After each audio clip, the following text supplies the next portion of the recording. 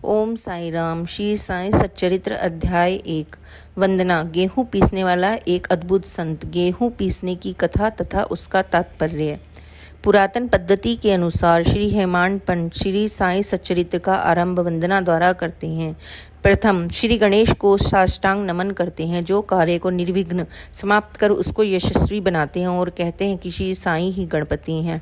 फिर भगवती सरस्वती को, जिन्होंने काव्य रचने की प्रेरणा दी, और कहते हैं कि श्री साई भगवती से भिन्न नहीं हैं, जो कि स्वयं ही अपना जीवन संगीत बयान कर रहे हैं। फिर ब्रह्मा, विष्णु और महेश को, जो क्रमशः उत्पत्ति, स्थिति और संहार करता है, और कहते हैं कि श्री साई और वे अभिन्न हैं, वे स्वयं ही गुरु बनकर भवसागर से पार उतार देंगे। फिर अपने कुल देवता श्री नारायण आदि नाथ की वंदना करते हैं, जो कि कोंकण में प्रकट हुए। कोंकण वह भूमि है जिसे श्री परशुराम जी ने समुद्र से निकाल कर स्थापित किया था। तत्पश्चात वे अपने कुल के आदि पुरुषों को नमन करते हैं। फिर श्री भारद्वाज मुनि को, जिनके गोत्र में उनका जन्म हुआ, उन ऋषियों को, जैसे याज्ञवल्क्य, भृगु, पाराशर, नारद, वेद व्यास, सनक, सनंदन, संत कुमार, शुक, शौनिक, विश्वामित्र, वशिष्ठ, वामदेव, जैमिनी, वैश्यपायन, नवयोगींद्र इत्यादि तथा आधुनिक संत जैसे निवृत्ति, ज्ञानदेव, सोपान, मुक्ताबाई, जनार्दन, एकनाथ, नामदेव, तुकाराम, कहना, नरहरि आदि को नमन करते हैं। फिर अपने पितामह सदाशिव, पिता रघुनाथ और माता, जो कि उनके बचपन में ही गत हो गई थी। फिर अपनी चाची को, जिन्होंने उनका भरण पोषण किया, और अपने प्रिय भ्राता को नमन करते हैं। फिर पाठकों को नमन करते हैं, जिनसे उनकी प्रार्थना है कि वे एकाग्रचित्त होकर कथामृत का पान करें। अंत में श्री सच्चिदानंद सद्गुरु श्री साईनाथ महाराज को, जो कि श्री दत्तात्रेय के अवतार और उनके आश्रयदाता हैं, और जो ब्रह्म सत्य जगन मिथ्या का बोध कराकर समस्त प्राणियों में एक ही ब्रह्म की व्याप्ति की अनुभूति कराते हैं।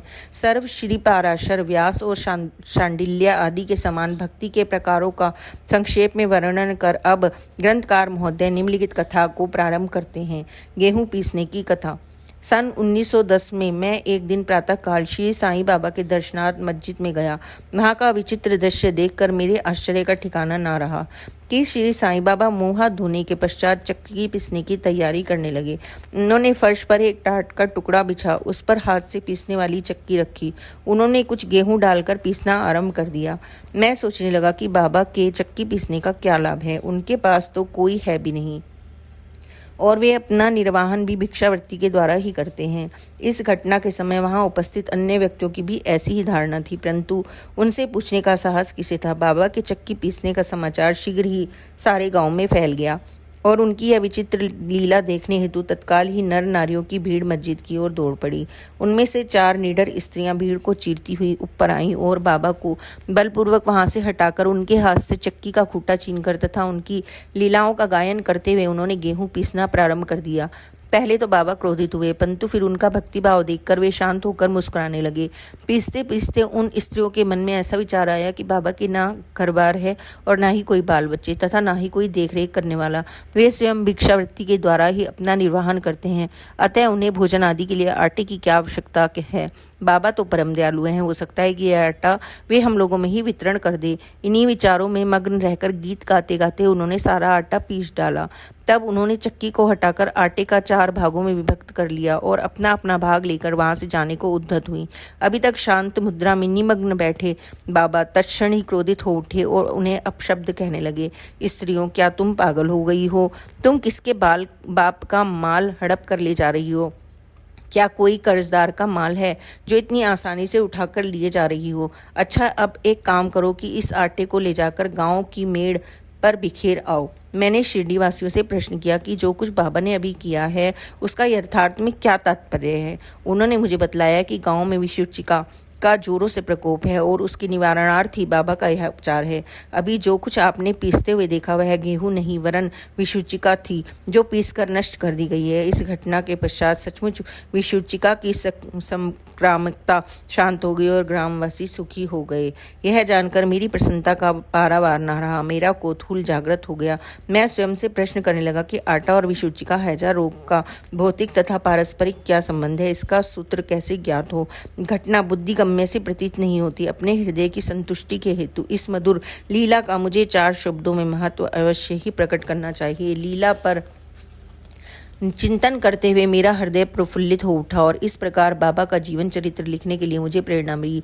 यह तो लोगों को विदित ही है कि यह कार्य बाबा की कृपा और शुभ आशीर्वाद से सफलतापूर्वक संपन्न हो गया। आटा पीसने का तात्पर्य। शिरडीवासियों ने इस आटा पीसने की घटना का जो अर्थ लगाया वह तो प्राय ठीक ही है, परंतु इसके अतिरिक्त मेरे विचार से कोई अन्य अर्थ भी है।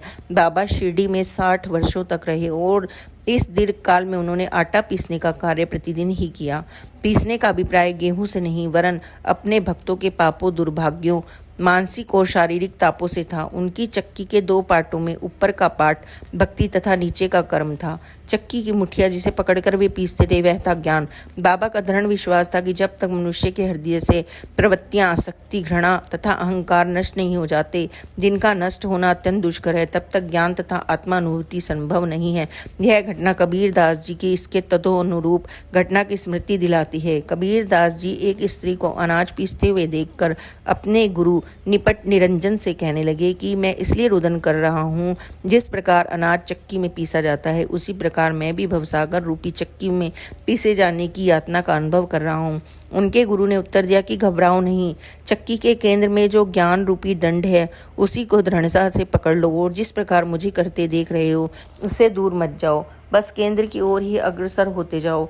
तब तो यह निश्चित ही है कि तुम इस भवसागर रूपी चक्की से अवश्य ही बच जाओगे। श्री सद्गुरु साई नाथा अर्पणमस्तु। शुभम भवतु। Om Sai Ram. Please subscribe this channel. Om Sai Ram. जय साई राम।